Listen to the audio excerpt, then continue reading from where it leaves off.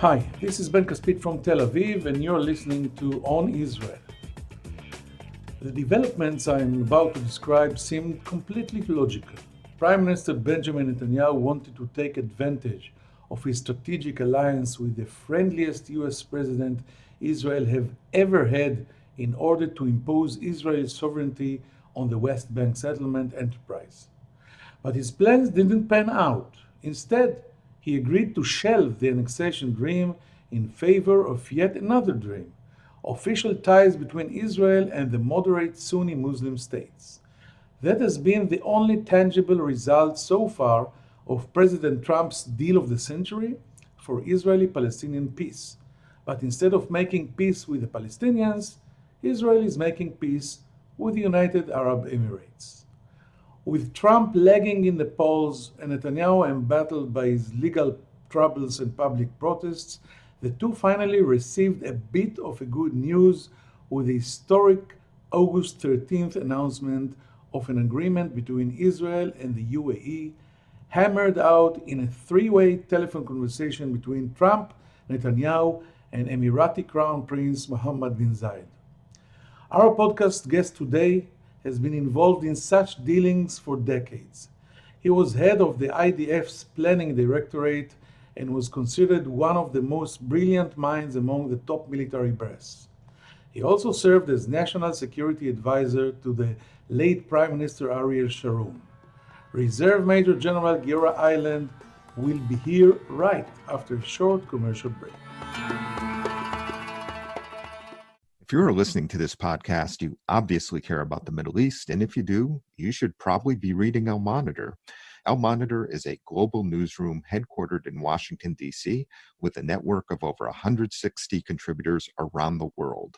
Al Monitor offers first-class reporting and analysis from a range of perspectives and an approach that represents the highest journalistic standards, as well as an award-winning commitment to press freedom and independence. If you haven't done so already, visit us at almonitor.com, check out our articles, and sign up for our free newsletters. There's a lot to choose from, including the Week in Review, an essay that offers unusual insights and forecasts into the region based upon Al Monitor's outstanding reporting. And if you haven't done so, please subscribe to our Al Monitor podcast on your favorite podcast platform, on Israel with Ben Caspit, and on the Middle East with me, Andrew Parasolidi.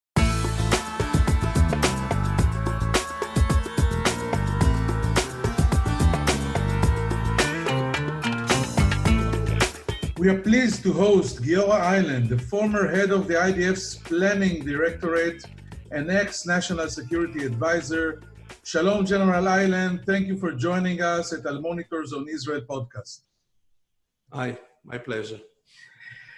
With your permission, let's begin with the deal between Israel and the UAE. Trump and Netanyahu are both hailing this as an historic breakthrough, a geostrategic shift that will shake up the Middle East, change the paradigm of land for peace, and bury the long prevailing assumption that any agreement with the Arab world must go through Ramallah. But many observers and analysts are dampening this enthusiasm by pointing out that Israel has been conducting ties with the Gulf states for decades. It even has an office in Abu Dhabi, and this latest development simply brings the secret affair into the open. They also argue that rather than disproving the land for peace formula, the deal emphasizes Israel's commitment to land for peace because in order to achieve normalization with an important Arab state, it had to give up land annexation. I would be very happy to hear your take on this. Okay, I think that both claims have some rationale, and let's try to be more specific. In principle, and maybe in a more formal way, it is really very important, even an historic event, because 18 years ago, in 2002, the Arab League accepted what at that time they called the Saudi Initiative, that said that no Arab state would resume a formal relationship with Israel unless and until Israel withdraw not only from the West Bank and sign agreement with the Palestinians, but also withdraw from the Golan Heights and have a comprehensive final agreement with the Syrians. And this was the formal policy of all the Arab states, and no Arab state was ready to officially to breach this concept. And what we can see right now is that what the UAE is doing is actually to abandon or to ignore this commitment and to have a formal relationship that is not dependent on any progress in regard to the Israeli-Palestinian talks. And in this regard, it is something new because it is not only this state, it might also bring other states that will follow the Emirates. So we can see that the Arab world begins to understand that it is better not to be an hostage to the Palestinians' rationale and to their only interest, but to do what is probably good for everyone. In this case, is to have some relations with Israel. So in this respect, it is something historic and important. In the more practical sense, I agree. There is quite an open relations between Israel and the Gulf states, not only the United Arab Emirates, but with others. And if we speak about security relationship, those relationships began at least 10 years ago, and they are very prosperous right now. But I believe that the official agreement, if it comes to be an official agreement, might lead to some other more, let's say, bold movements that might serve the interest of both sides. Let me try to be specific. Number one is, of course, the direct flights from Israel to Dubai. This is something unprecedented. By the way, in order to achieve it, the Saudis will have to let Israeli flights to fly over the skies, something that so far the Saudis were very reluctant. For example, a few years ago, President Obama asked the King of Saudi Arabia, let Israel do it as a gesture, and he refused. So now we can assume that Saudi Arabia will let it happen, and it might change many things in regard to the ability of Israel to fly not only to Abu Dhabi, but also to the east. Number two is from the Abu Dhabi point of view. It is not secret that they are looking to purchase from Israel very advanced weapon system. So far, the Israeli answer was no.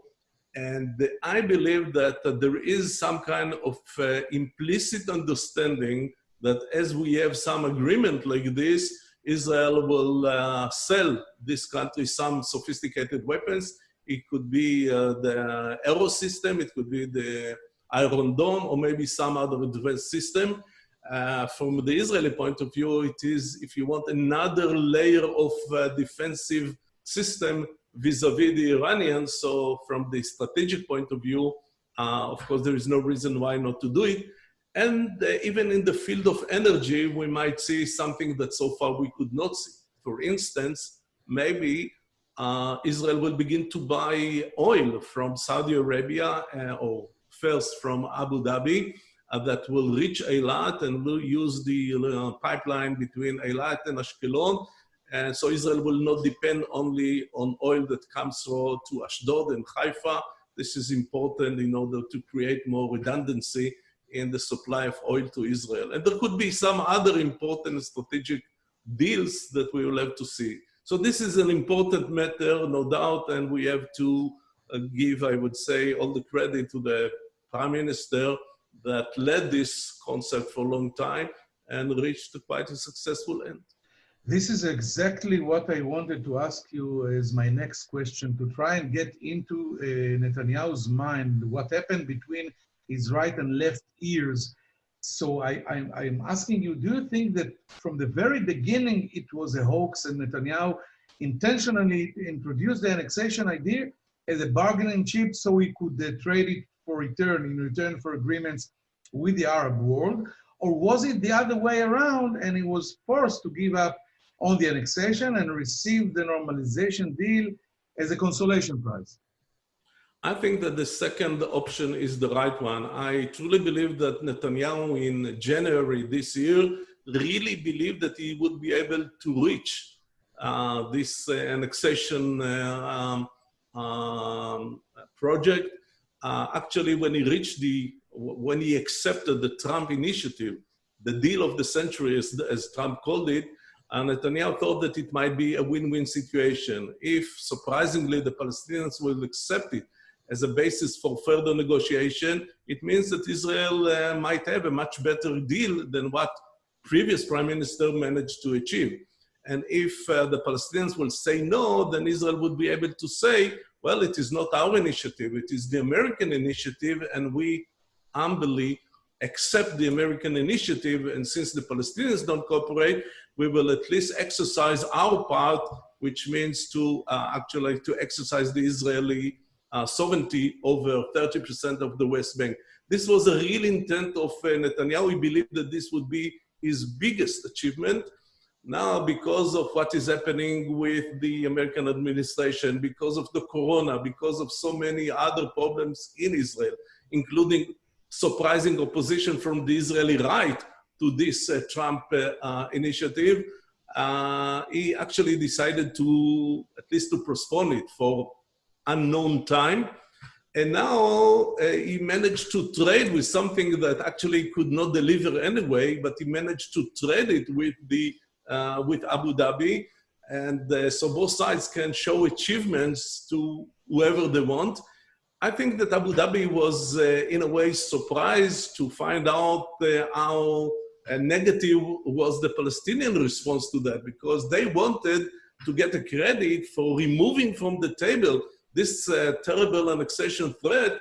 And what happens is the Palestinians are mad at them rather than to applaud. So this is something that I'm not sure that they really calculated the next steps as they should have.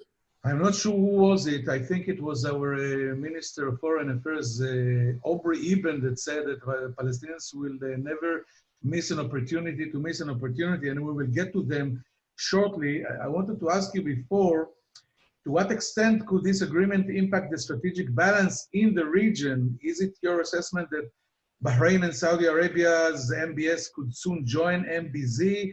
And how will it all affect the Israeli Sunni American campaign against Iran? Because below the radar, during the weekend, I think the United States and Israel lost an important vote in the UN Security Council about the end of the conventional weapons embargo against Iran. Since today, the Iranian regime can start again buying conventional weapons. This is not good news to the region.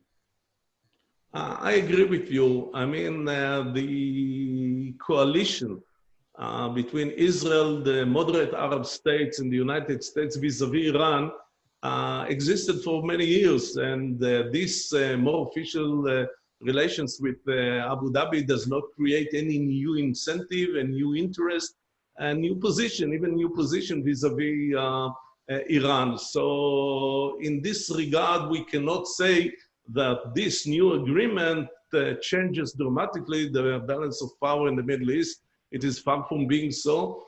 And so the traditional enemies or the traditional sides continue to be each of them in their previous position. And as you rightly say, Iran managed to achieve some victory in the UN, and they will probably resume the purchase of very advanced weapons, possibly from Russia. Fortunately, they have a lot of other problems, including economic problems, so I'm not sure that they will be able to purchase a lot of sophisticated weapons in the near future. But the fact that they are allowed to do it is certainly not a good news for Israel. And nothing at this point, Israel or these Arab states can do against it. But at the very same time, we can say that if more and more countries will follow Abu Dhabi, it does create, I would say, a shift or possible shift in the position of the international community vis-a-vis the Israeli-Palestinian conflict. Because until now, it is not only that the Arab states say whatever they say. This was the, let's say, the traditional slogan of all the European states and all other states in the world, India, China, Japan, whoever, who said, first you have to solve the problems with the Palestinians, otherwise there will be a very bad and negative projection on the Middle East if you don't solve the problem with the Palestinians. And because of this new trend in the Gulf, then this claim against Israel is going to, let's say, to decrease. But at the same time, we have to remember that in the end of the day, we live here where the Palestinians live, whether it is Gaza or the West Bank. Whether we want to solve the situation this way or that way, they're not going to disappear. So we are left with the same problem, even if we manage to achieve some other, let's say, goals in different parts of the Middle East. So we just arrived to my final question about this issue, about the Palestinians. Can you put some order? Because one can think that the furious reaction that we hear from Ramallah will strengthen the old guard, the refusal front, the Abu Mazens, the Jibril al-Rajubs. But there is another possibility that maybe the Palestinians, because of this deal, and maybe others that will follow, will finally understand that time is not working in favor or with them, but against them. And maybe we will see in the future the rise of a new kind of leadership. There are talks about Mohammed Eiland, that was a part of this deal, and now he's a traitor in Ramallah. And maybe a new generation of Palestinian leaders that will understand you have to come to solving this issue with Israel in a total different way. I tend to agree with this possible assessment. We have to remember that for the past, 15 years, Abu Mazen succeeded to be perceived as the leader of the Palestinians because he said, I'm a moderate person, I'm the only one who can achieve a peace agreement with the Palestinians. This is the reason why you have to keep me as a president, because this is my strength and this is what I can do. Now, due to the situation, due to the disappointment of the Palestinian street, and due to the possible other concept, Abu Mazen might lose the only real point that he has, that he can achieve a political solution. And at the same time, one of his biggest opponents, Mohammed Dakhlan, previous leader in Gaza, now he lives in Abu Dhabi, is very close to the leadership in Abu Dhabi. He might be presented by the leaders of the Gulf countries as the only person who can deliver, who can use or can utilize or can recruit the Arab countries that will back him with some kind of maybe some new concept of a solution to the Israeli-Palestinian conflict. And maybe more and more forces in the Fatah party, in the Palestinian movement, might realize that maybe time has come to choose something else. So there might be some instability in Ramallah. Not necessarily is going to be on our side, because instability in Ramallah might create also a lot of security problems. But this is no doubt a real, a possible point of a turn in the Palestinian behavior. Let's move to Beirut. It's hard to believe that this terrible explosion took place less than 2 weeks ago, and it looks so remote now.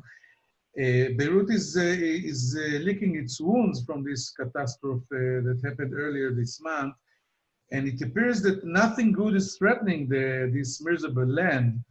What could this event affect? How it can affect the complex situation between Israel and Lebanon and the neighboring states, a strategic situation in such a delicate front, Israel, Hezbollah, Iran, Syria, etc. Even before this explosion, we have to understand the situation in, let's say, precise way. And there are two important things that we have to understand. Number one, what happened in Lebanon the past 15 years is that the country was actually controlled by a coalition of two groups, a group of the elite of the Sunnis and the Christians, most of the real rich families. This is on one hand.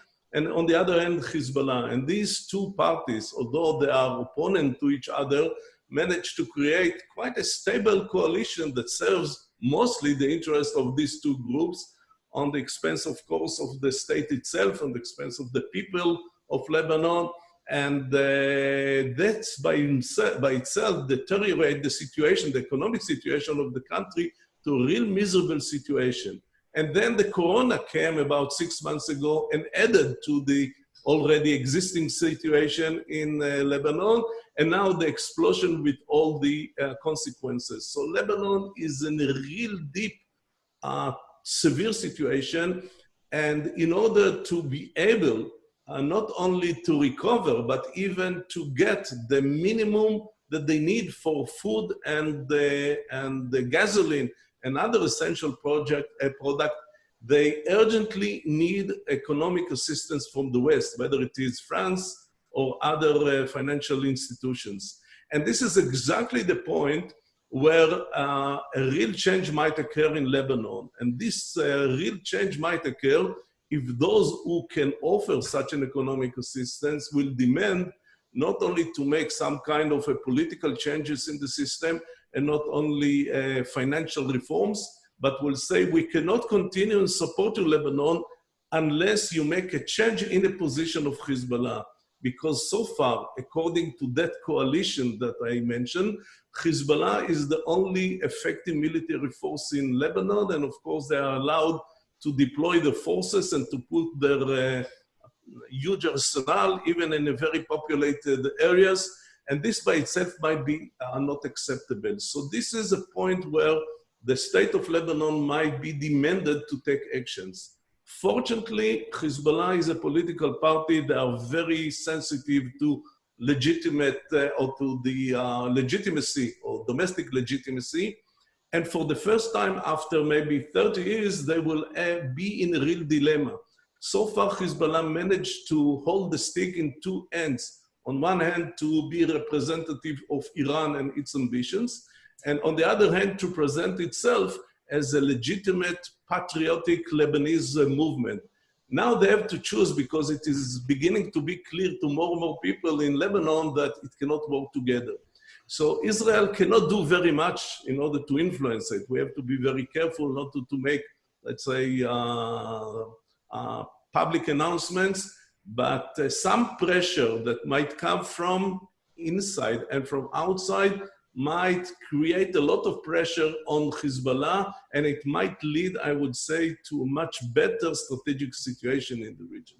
So my last and final question about this issue is try to be for a second Hassan Nasrallah's National Security Advisor, thinking about the siege that he is surrounded with, being pushed to the wall, not only Nasrallah himself, but also the Iranian regime. In, I think, the lower point that I remember these two regimes combined, which is the best way to get out of it?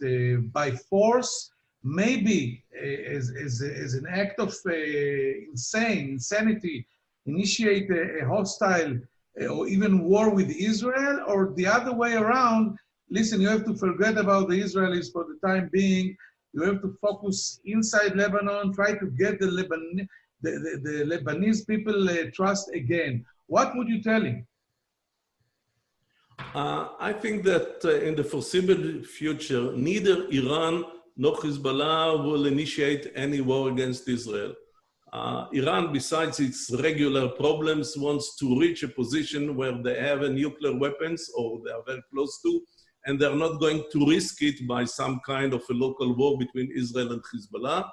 And Hezbollah, as I said, understand very well that if a war begins between Israel and Hezbollah, it will certainly bring to a real devastation of the state of Lebanon. And short time after that, Hezbollah will be asked why exactly you brought on our heads another disaster which does not serve any of the real Lebanese interests. So I don't think that they will, even if they're desperate, they will not initiate a war against Israel. But there is another point that we have to be sensitive. Nasrallah is always looking for excuses or possible excuses to open a war against Israel, and it should be not an Iranian issue, but it should be a purely Lebanese issue. And one of his points is when he said, and he began to speak about that 3 years ago, that Israel is stealing the gas that belongs to Lebanon by drilling in the Mediterranean Sea, and some of the areas where Israel is actually producing gas actually belong to Lebanon. Now there was an American initiative to reach, let's say, agreement between Israel and Lebanon about the border in the maritime sphere. And I think this is one of the things that the Americans can push now, any government in Lebanon, to reach a final agreement with Israel about that. Otherwise, Nasrallah will always be able to say, Israel is stealing our money, this is the only way to recover our economy. He might begin a war by launching some rockets to the Israeli, to one of the activities in the sea, and then he will be able to present himself as a defender of the Lebanese strategic interest. We have to remove this matter from the table before it might be used as the real excuse of Hezbollah to open fire. And final question, because we are out of time, but it's very important. Let's talk about the coronavirus crisis in Israel. You have not given high grades to the quality of public management in this crisis. Where do you think Israel went wrong in dealing with the epidemic? And can it still block the spread of the disease without a full lockdown? Very, very briefly, I think that we made huge mistakes from the beginning. And the mistake is not by taking this action or that action, but because we did not define the problem in the right way. In the end of the day, it is not a medical problem. It is a real national crisis. And there is a way to handle a national crisis.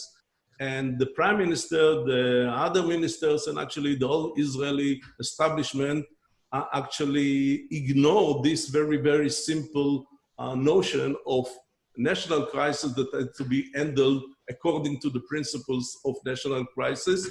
And now, because they are not ready to admit that this was a mistake, they're trying to make very, very minor changes in the system, and these minor changes are not enough. So unfortunately, our situation is not improving. I think this is a terrible political move, and contrary to my very strong compliments vis-a-vis the agreement with the UAE, I think that in this case there is a huge failure of the government, and we are going to pay unnecessary price for long term.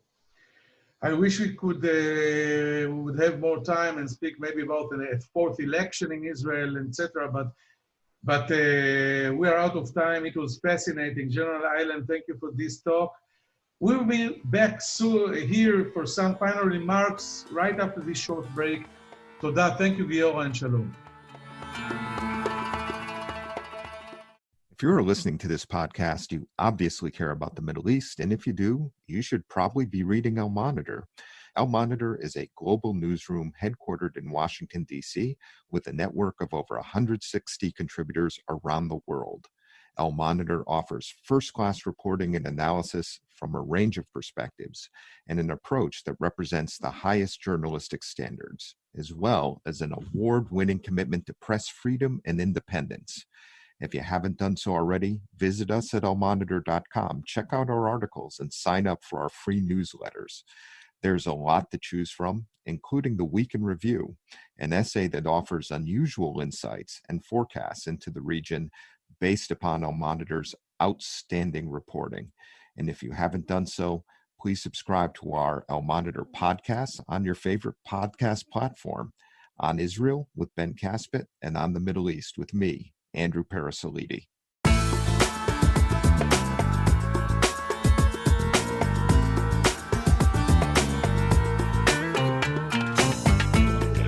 Hi, thank you for staying with us. Major General Giora Eilad believes that we can translate the UAE-Israel deal in both languages, or maybe we can hold the stick of this deal on both ends. On one hand, it is indeed an historic event that breaks the paradigm of the Arab Initiative from 2002. This initiative dictated the whole Arab world a formula of behavior towards Israel. No one could cut any deal with Israel without solving first the Israeli-Palestinian conflict, or maybe at least seeing an advance in the negotiation.